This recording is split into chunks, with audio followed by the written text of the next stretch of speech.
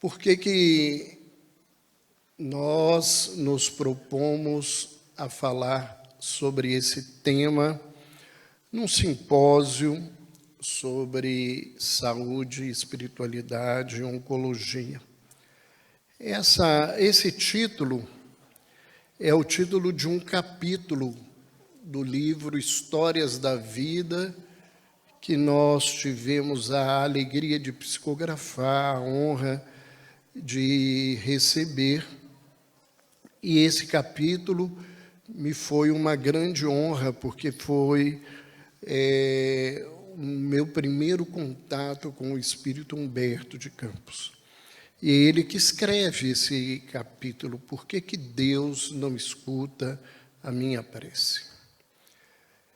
E ele comenta uma questão que está muito presente, principalmente nos primeiros momentos, quando qualquer pessoa recebe uma notícia que ele tem dificuldade de aceitar, que é a questão não só da negação, mas a questão do questionamento que nós fazemos à figura divina, porque a gente acredita que nós somos os reis do mundo. E nós vamos ver aqui na nossa conversa que a gente considera muitas vezes Deus um nosso servidor, alguém que tem que atender às nossas condições.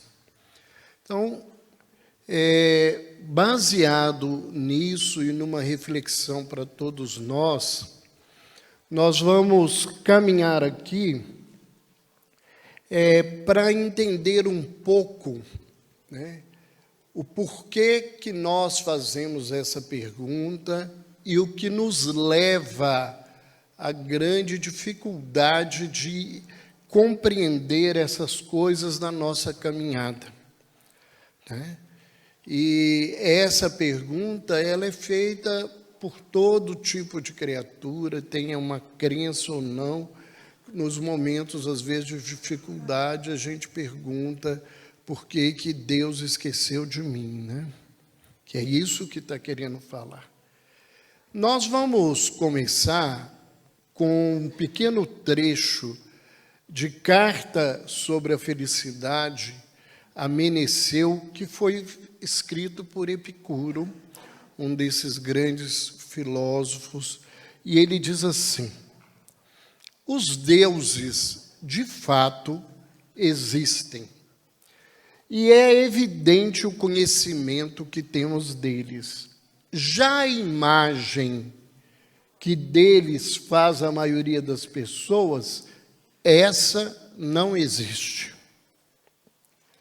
Deuses não se baseiam, com efeito, os juízos do povo a respeito dos deuses não se baseiam em noções inatas, mas em opiniões falsas. Daí a crença de que eles causam os maiores malefícios aos maus e os maiores benefícios aos bons. Irmanados pelas suas próprias virtudes, eles só aceitam a convivência com seus semelhantes e consideram estranhos tudo que seja diferente deles.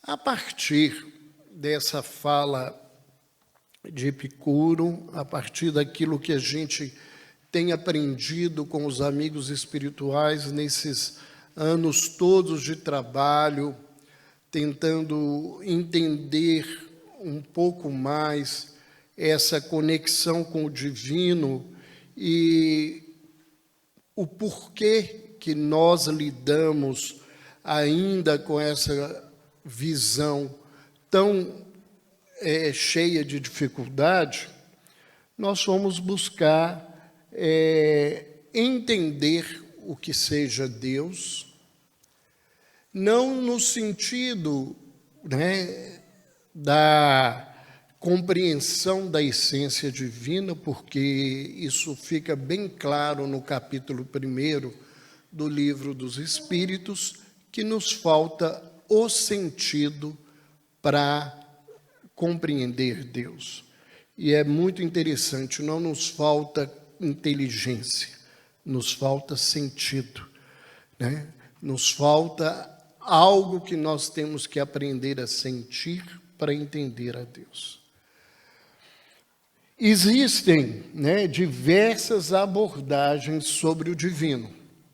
Então, nós temos aí o politeísmo, o monodeísmo, o agnosticismo, o ateísmo, e a gente coloca ainda a teoria do caos, que faz um caos nessa visão toda, como se nada disso existisse e essas coisas fossem ainda muito mais complexas do que a gente entende.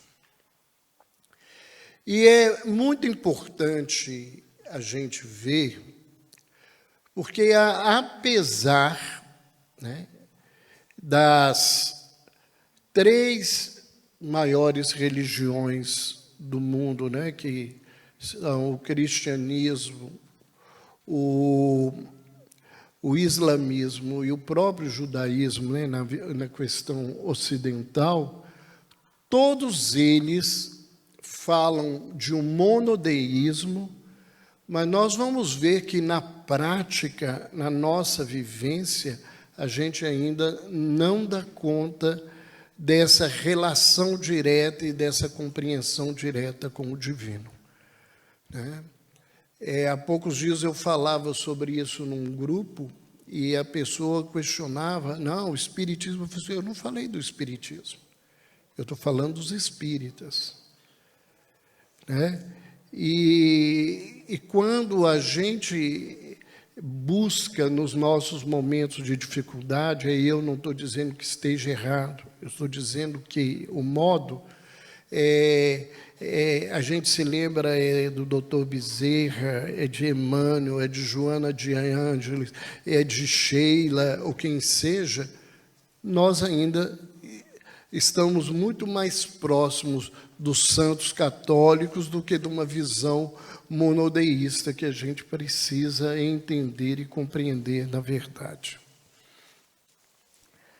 A nossa relação com Deus, né, nós temos diversas formas de entender Deus.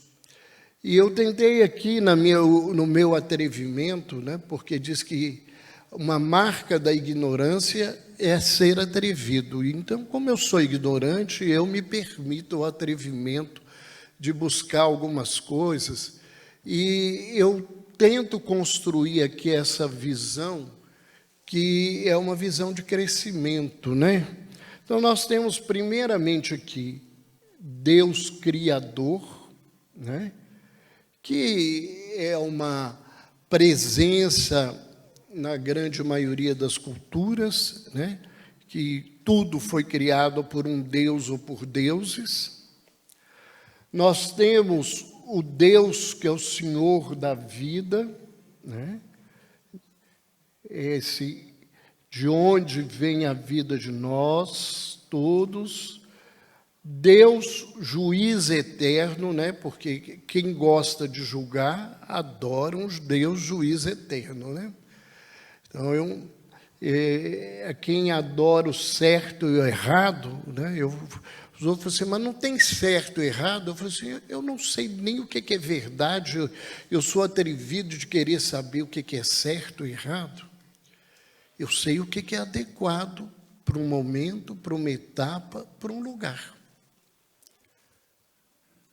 Né? Nós ainda estamos muito distantes de entender a grandeza do universo e todas as condições do universo para a gente ser tão atrevido de dizer certo e errado.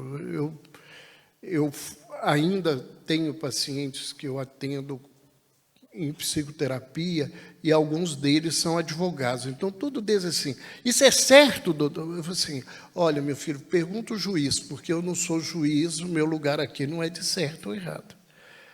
né? Nós temos muito desse lugar, então nós atribuímos a Deus essas condições, né? Deus, Senhor dos Exércitos, que é o maior prazer que a gente tem na vida, né? É o Deus que manda, que mata, que resolve. Eu falo que é o Deus que eu convivo há muitas encarnações que eu tento melhorar, né? Eu brinco que eu tenho síndrome de Inquisição. Incomodou, diz que é bruxa, põe na fogueira e mata. Porque as pessoas acreditam que é assim que se resolve a vida. Você destrói o outro para você não ter que enfrentar o problema da tolerância, do respeito, da dignidade, da humildade, da aceitação, né? Então, nós gostamos desse Deus que está lá no judaísmo e que ainda hoje caminha com todos nós. Nós temos o Deus que é o Senhor da vinha, né? Ele fica dando serviço para o mundo, mas ele vai te cobrar o resultado do serviço, e o Senhor da vinha, ele pode ser visto como alguém que me deu para multiplicar, ou como alguém que eu tenho medo do que me deu e eu enterro aquilo que recebo e não produzo e não cresço. Nós temos dois Deus Pai. Um Deus Pai que é o Deus da idade patriarcal, que é aquele Pai que pune, que castiga, que está longe, que está distante, né? Muito bem construído na cultura judaica cristã, porque toda ela é assim, né? Tanto a estrutura judaica quanto a latina, né? O cristianismo teve toda essa corrente de transformação, são esses deuses Pai, porque muito Pai nosso, né, da nossa vida, se acha Deus. É assim que eu quero, é assim que tem que ser, é eu que mando, você que obedece, você é filho, eu vou te dar tudo, você tem que fazer tudo como eu quero, né? E tem esse Deus, Pai acolhedor, que é o Deus do Cristo Jesus. E que a gente, né, ouve e fala tanto, né, e que às vezes a gente não consegue aprender. É aquele Deus, né, que não vai te dar pedra se você pedir pão, e que não vai te dar serpente se você pedir peixe. É um Deus que dá na medida certa e na necessidade correta do acolhimento, né? É aquele Deus que na fala de Jesus, quando ele diz Eli, Eli, a palavra Eli, ela tem muita coisa de baianês, porque o pai, nesse terminologia judaica, é o painho, o paizinho, aquele que põe no colo, que conta história, que te ensina, te ama, te cuida com respeito e com cuidado. E nós vamos ver por que a gente não consegue, apesar de 2000 anos, repetindo, né? A grande maioria de nós aqui estamos na cultura cristã há muitas encarnações. Por que a gente ainda não conseguiu aprender esse lugar? O que acontece conosco com essa visão de Deus? Então, aqui, né, é um aprendizado que a gente teve de um companheiro espiritual que nos orienta, que é o Carlos.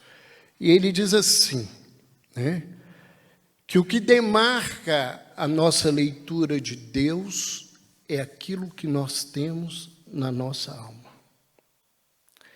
Então, para o indivíduo que está preso na ignorância, ele tem medo do desconhecido. E nessa ignorância e no medo do desconhecido, o que ele constrói é uma relação de temor. Nós projetamos a nossa ignorância, o nosso medo em Deus. A gente coloca essa coisa, essa história da humanidade de fazer sacrifícios, fazer oferendas, é para amainar a raiva de Deus contra nós. Por quê? Porque na nossa ignorância, e na nossa pequenez espiritual, qualquer pessoa que não fizer o que a gente quer, a gente fica com raiva. E se a gente puder, a gente pega e bate. É aquilo que Epicuro fala, Deus é verdade, mas a imagem que nós temos de Deus é a nossa fantasia. É esse lugar. Na nossa imaturidade, já não é ignorância, Tem muita gente aqui que já não está nesse lugar aqui, mas nós somos espíritos muito imaturos, muitos levianos com a vida, levamos a vida sem o cuidado, o respeito com a vida, Amanhã eu mudo, amanhã eu faço.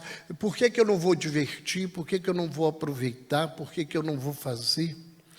Nessa imaturidade, a imaturidade leva a criatura humana à fantasia e ao pensamento concreto. Então, nesse caminho, a gente projeta, esse super-herói em Deus. Deus é o Hércules, Deus é o Aquaman, Deus é todas essas coisas que a gente aprende na mitologia, numa leitura bem superficial, porque a mitologia não tem esse propósito. O nosso propósito maior é entender a criatura humana através dela, mas essa é a visão que a gente tem. E quando eu adoeço e Deus não faz nada por mim, eu fico desiludido, porque o super-herói não cuidou de mim. Naquele primeiro, Deus está me castigando. Nesse cá, eu fico achando que Deus não existe, porque Ele devia ser meu super-herói e Ele não está fazendo o que eu quero. Ou não está fazendo o que Ele pode.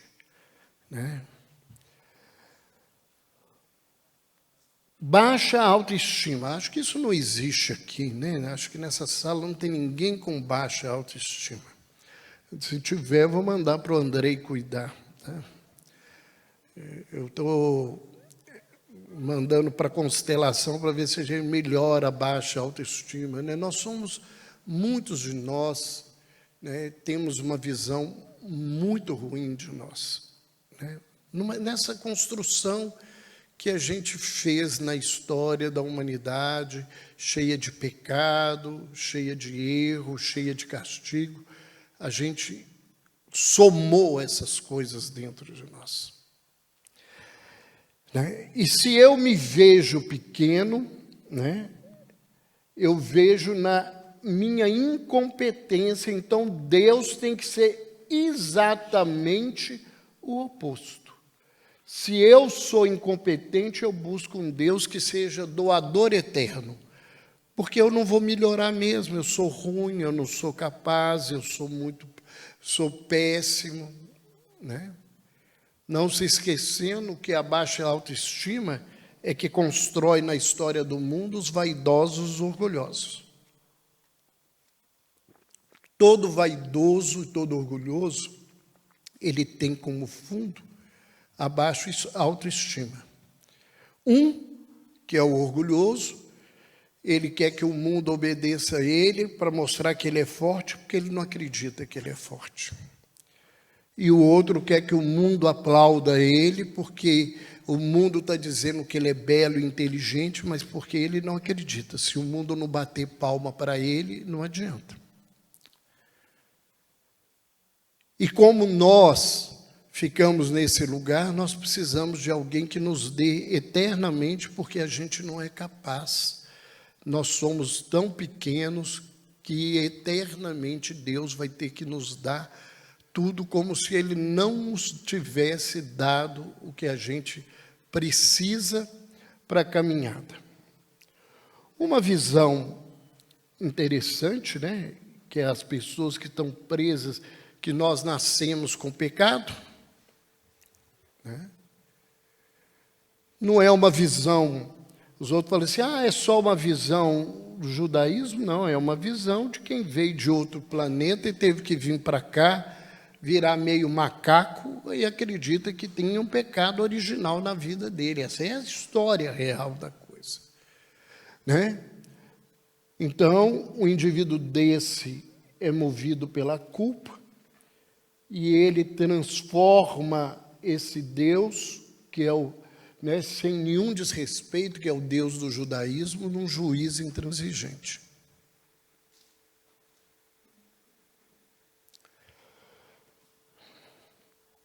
Aqueles que vivem de sentimento de casta, vivem pelo orgulho e a vaidade, quem que é melhor, quem que é pior, construir um Deus passional que gosta de um, que não gosta de outro. Vai ver, a gente anda de um lado para o outro. Isso aqui não é uma coisa fechada.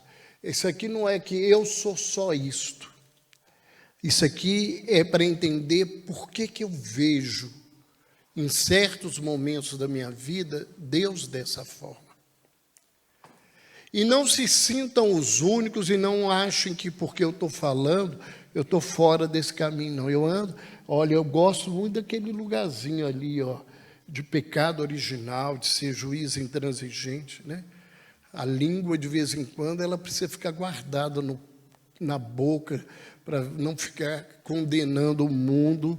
E eu acho que é a coisa que eu fui mais convidado a aprender nessa encarnação.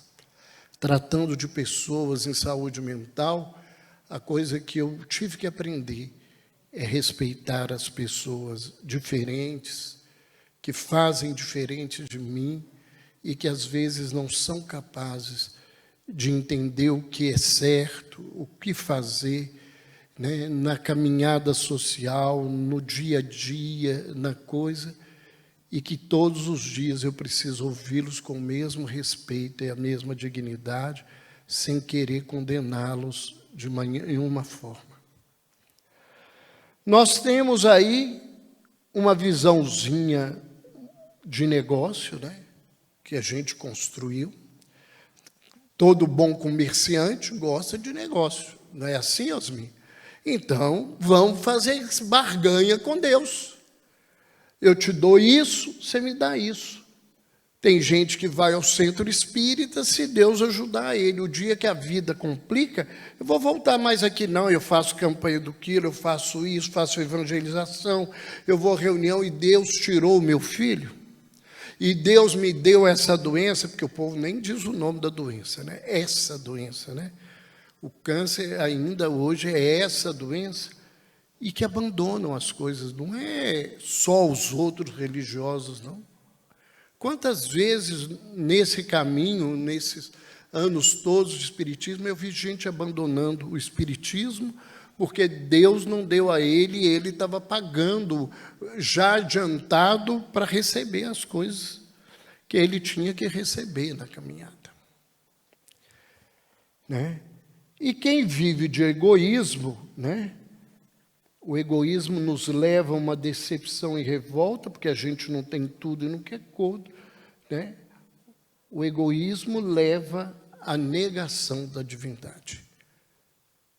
Porque se eu sou o máximo, não tem Deus. Eu sou melhor do que Deus, né? Essa coisa complexa na caminhada. Mas quais seriam os passos principais da nossa caminhada para a gente compreender verdadeiramente Deus?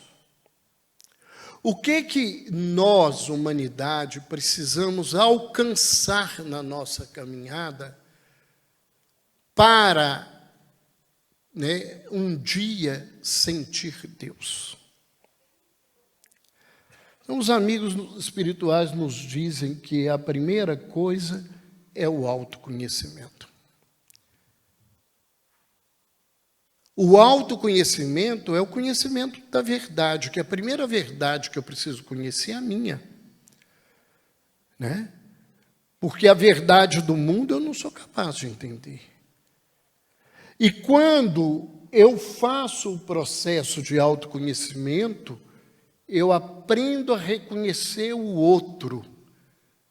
Coisinha difícil para todos nós, Reconhecer que o outro é outro e eu sou eu, Ah, não é assim não, eu reconheço meu pai, minha mãe, meu irmão, tudo é nosso, É meu filho, minha mulher, o meu grupo espírita, meu médium. Quantas vezes já ouvi isso? Esse é meu médium da minha reunião, ainda é dono da reunião. Eu acho que as reuniões mediúnicas devia ter nome, reunião mediúnica da dona fulana, reunião mediúnica do sou fulano, porque é essa fala. A gente não reconhece o outro é parte da gente, nós temos posse do outro. E quando eu começo a entender que o outro não sou eu, que ele não tem que gostar do que eu gosto, ele não tem que fazer o que eu faço, ele não tem que caminhar dos mesmos passos que eu e da mesma maneira que eu, isso não é mole não, gente. Eu vou começar a descobrir uma coisa. Olha, vocês já viram a lua lá fora? Já viram o sol? Já viram as estrelas? Alguém aqui fez a lua, o sol, a estrela? Que levanta a mão, alguém? Não? Ninguém? Eu também não fiz. Então, quando eu começo a descobrir que eu não fiz, que não sou eu, que não é o outro, mas que existem coisas que nem eu e o outro faz, eu começo a aprender e a reconhecer que há algo maior do que a gente, que é Deus. Nós só vamos aprender a caminhar, a encontrar com Deus, quando a gente aprender a entender que os nossos irmãos em humanidade, eles são somente irmãos da caminhada.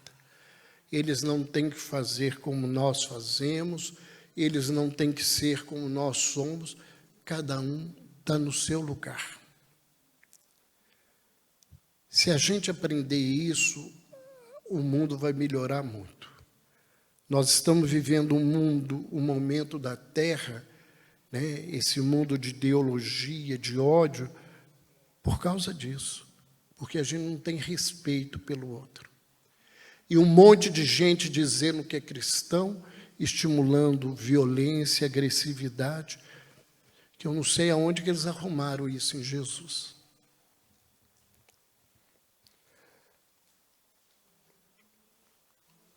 O autoconhecimento, ele nos faz crescer e nos transformar. A gente começa a entender que a gente é criatura, e nesse lugar de criatura, todos nós estamos no mesmo barco, vegetal, animal, hominal, mineral, tudo é criatura, tudo é criado por Deus, todo esse processo. Mais à frente, nós vamos aprender que a gente é servo nessa relação com Deus, que nós estamos aqui para servir a Deus e não Deus servir a nós, porque a gente ainda acredita que Deus está aqui para servir para a gente. Um dia nós vamos descobrir que a gente é filho, e se a gente descobrir que a gente é filho, nós vamos entender que Deus é Pai. E se eu entender que Deus é Pai, eu vou aprender que eu tenho que respeitar o meu Pai. Como diz na constelação, eu tenho que honrar o meu Pai. Será que as nossas atitudes, a nossa caminhada leva a esse lugar? E mais do que isso, mais à frente, eu vou descobrir que eu sou herdeiro do Pai. Que tudo que existe no universo é herança de Deus para todos nós. E um bom herdeiro, ao contrário dos herdeiros da história da terra, não joga os tesouros fora, né? Porque se tem uma coisa que herdeiro sabe fazer, é perder herança. Um bom herdeiro, ele sabe cuidar da herança que ele recebe. Né? Esse aprendizado. Um segundo passo é o passo da humildade. Sem humildade, nós não vamos aprender o que é Deus. A palavra humildade vem de humus, esterco. Né?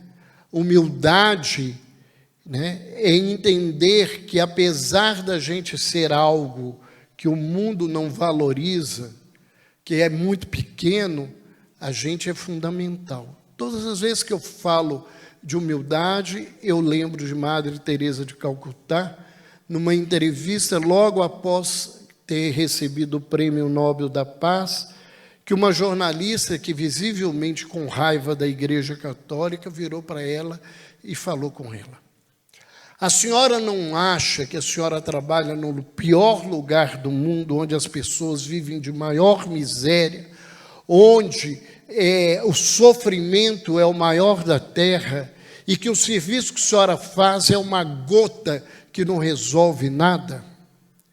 Ela virou e falou assim: eu sei que o trabalho que eu faço é uma gota no mar da miséria dos meus irmãos. Mas eu sei que sem a gota do que eu faço, o mar da miséria seria maior do que é. Isso é humildade. É reconhecer que, apesar da minha pequenez, eu posso fazer e acrescer no universo alguma coisa de bom. Né? O esterco, né, é algo desprezado para os homens. É o alimento da planta que frutifica-se, que dá flor, que perfuma o mundo e alimenta os homens. É isso que a gente precisa aprender. A humildade, ela se manifesta primeiro em reconhecer limites e possibilidades. Nós temos limites. Nenhum de nós é capaz de tudo. Por isso que nós somos dependentes uns dos outros. Nós temos que reconhecer que nós temos possibilidades e devemos utilizar essas possibilidades. Humildade nos leva à disponibilidade íntima. E aí nós lembramos, né, um cântico do Velho Testamento, que é repetido no Novo Testamento, na fala de Maria, quando ela é avisada pelo anjo Gabriel que ela seria a mãe de Jesus, e ela diz, né, o Senhor pôs os olhos sobre a sua serva, né? Na minha humildade, sei que doravante toda a terra, né, me adorará. Né?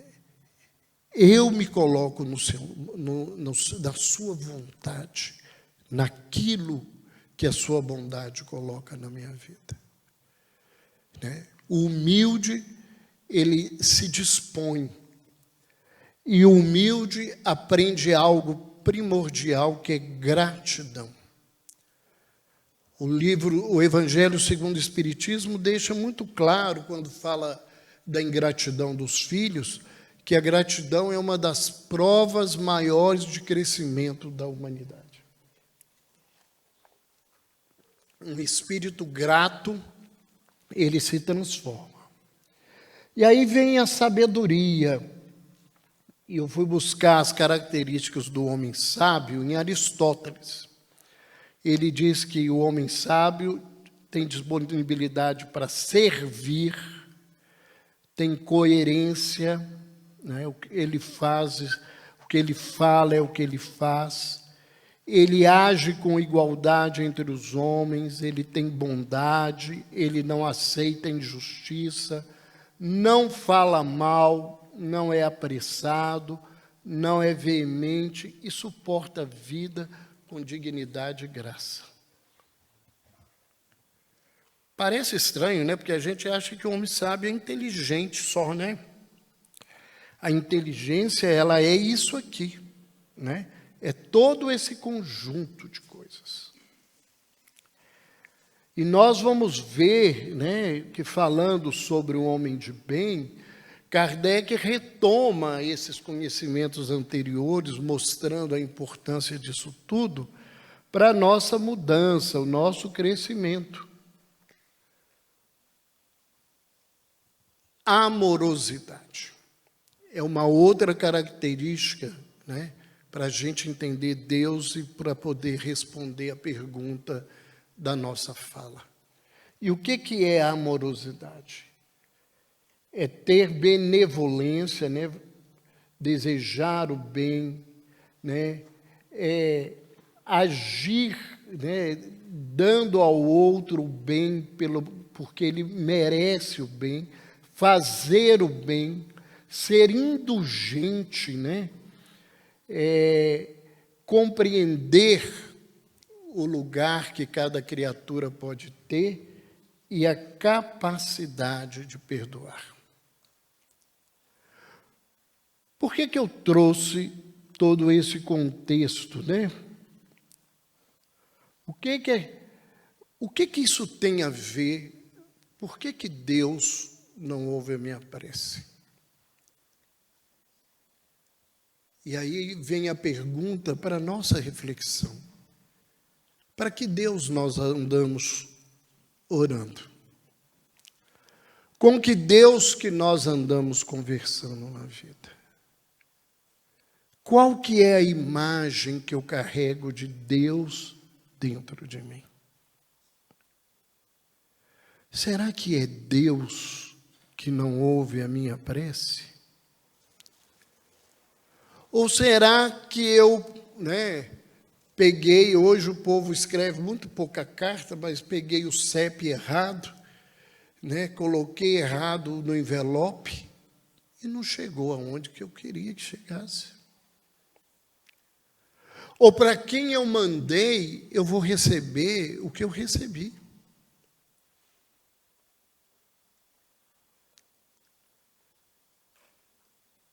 Por que nós ainda pensamos desse jeito?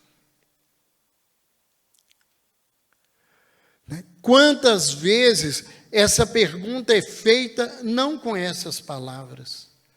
Quantas vezes dentro do meu consultório eu ouço todos os tipos de religiosos falarem comigo assim: por que comigo? É a mesma pergunta. Até mais atrevida que essa segunda, a primeira aí, porque Deus não ouve a minha prece. Mas por que comigo? E como eu sou atrevido, eu pergunto assim: por que dão com você? Por que o meu filho? Eu falo assim: mas por que o meu filho? Não o seu. Quando nós perguntamos isso, quando nós abandonamos um trabalho porque a gente não recebeu o que a gente não quis, a única coisa que a gente está dizendo para a vida é que eu ainda não entendi a Deus. Eu não sei o lugar aonde eu estou. Eu não sei com quem eu estou me comunicando. Uma das coisas mais bonitas que a gente vê com os pacientes crônicos, quando eles entendem que a doença é um caminho de cura, que é uma estrada que está levando a ele no lugar e para o lugar aonde ele precisa, ele tem uma serenidade, ele não precisa mais dessa resposta, porque o caminho dele é a resposta.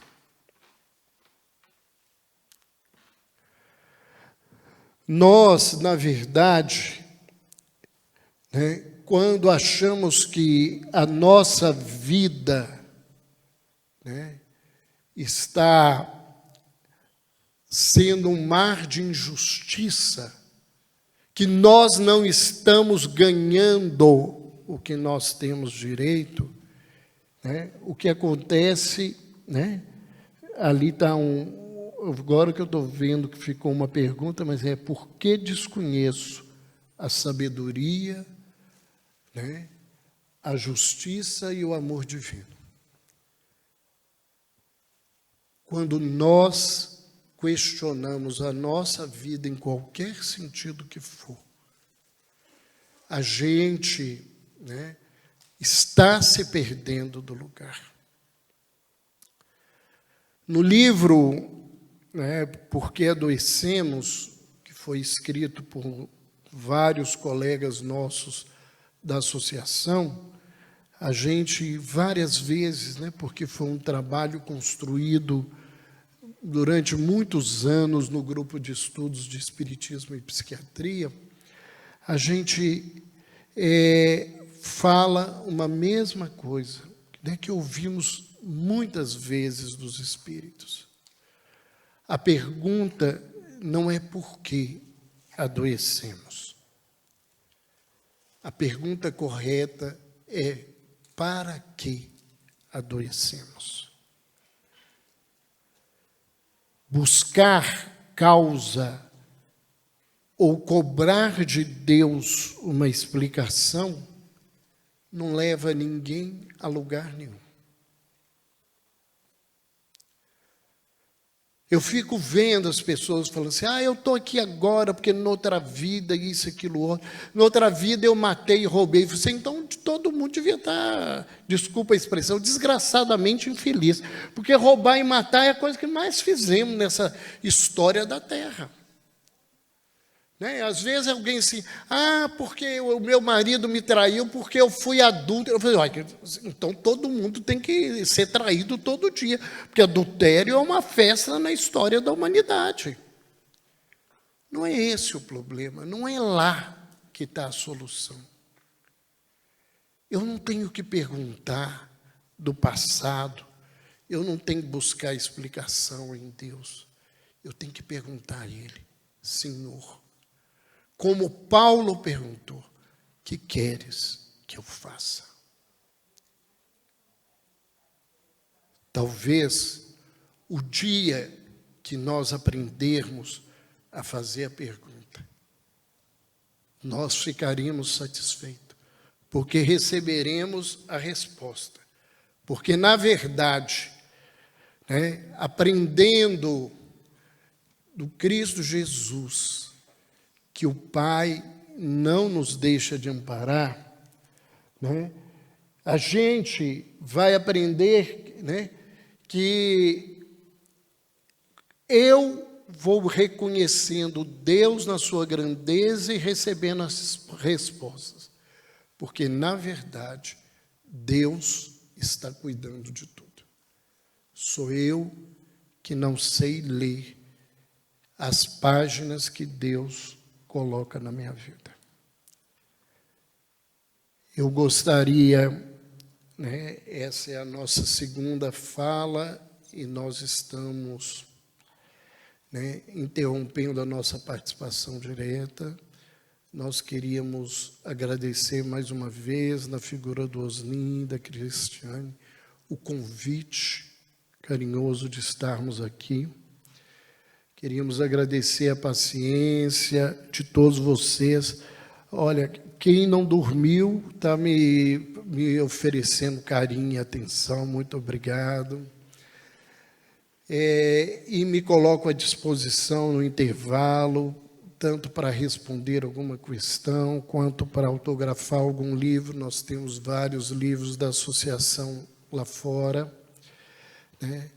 E muito obrigado mesmo, que Deus nos abençoe e que nós saibamos a cada dia mais entender a grandeza do Pai e as respostas lindas e verdadeiras, né, que Ele nos traz, e que a gente possa, na nossa pequenez, fazer como um teólogo católico que diz num poema, um francês, Michel Coarche, que diz assim: Senhor, eu quisera subir bem alto, acima dos edifícios, Senhor. Eu quisera subir além das nuvens. Quisera ver o universo e as estrelas. Quisera ver tudo com os olhos que tu vês. E eu veria em tudo um canto uníssono de amor.